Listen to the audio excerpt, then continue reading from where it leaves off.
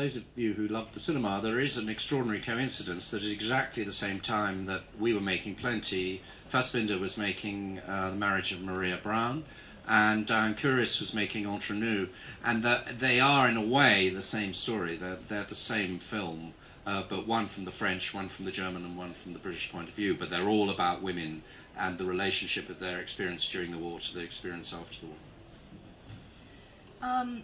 Wartime women again. Lee Miller, the American photographer who was the muse of Man Ray and then went on to become a photojournalist during World War II. Extraordinary life, then crashed and burned horribly.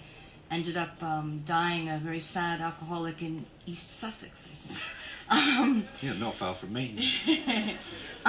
You were asked to write a screenplay about her. Yeah, it's never been done. No, I mean, the problem with writing for the cinema, and the reason I don't write more for the cinema, is that it's so frustrating to write things that never get done. So I did spend a year working on Lee Miller's life, but Lee Miller was absolutely someone who practiced your trade. And again, what attracted me to her was that she was someone who didn't know what she was good at until she stumbled upon what she was good at. Lee Miller was originally Man Ray's model. She was a photographic model. Then she discovered that she was herself a photographer and learnt photography from Man Ray. The rules of the Surrealists were, of course, free love and, open, nobody possessed anybody, until a woman claimed the right to apply the same rules, whereupon Man Ray went insane with jealousy. Because it was great for the blokes, but the muses were not meant to have the same feelings that the artists had.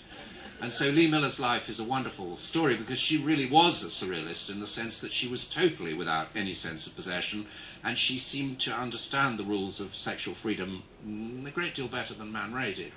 And so, that was one side of her. But then she started writing. She was Vogue's war correspondent. Not normally an important position, but in a Savile Row suit. In a Savile Row suit, and she discovered she could write. And again, exactly my own story is she didn't think she could write, but the editor said, "Can you just send some words to go with the pictures?" And actually, she then became more interested in writing the words than she was in taking the pictures. And then, indeed, she put all her photographs up in an attic and brought up her son without ever referring to the fact that she had once been a wartime photographer. And he only discovered the photographs after her death.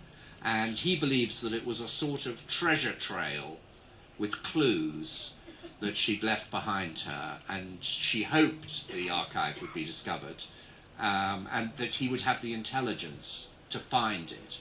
But since she'd spent her whole life telling him how stupid he was, it was an extraordinary revelation to him after her death. It's almost as though he fell in love with her, or got to know his mother after she died. Yeah, and I also don't think it's coincidence that she was married to Roland Penrose, and that Roland Penrose rather downplayed his wife's talents, and didn't appear keen that she should appear in histories of surrealism as an important figure, and that he seemed very happy for her work to be in the attic.